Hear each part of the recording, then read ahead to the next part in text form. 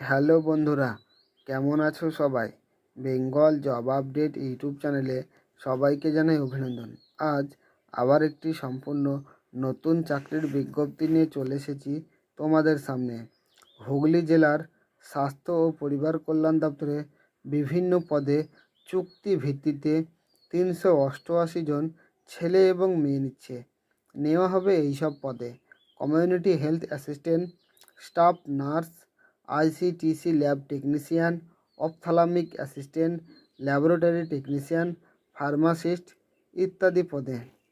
শিক্ষাগত যোগ্যতা চাওয়া হয়েছে ন্যূনতম উচ্চ মাধ্যমিক পাস। আবেদন করতে হবে অনলাইনের মাধ্যমে। আমি আমার ইউটিউব চ্যানেলের ডেসক্রিপশন বক্সে অনলাইন আবেদন করার লিঙ্কটি দিয়ে দেবো, সেখান থেকেও আবেদন করতে পারেন। আর আবেদন করার শেষ ডেট হচ্ছে ইংরেজি 28শে মার্চ। আর এই ধরনের নিত্য নতুন ভিডিও পেতে আমার এই বেঙ্গল জব আপডেট ইউটিউব চ্যানেলটিকে সাবস্ক্রাইব করবেন এবং লাইক, কমেন্ট, শেয়ার করবেন।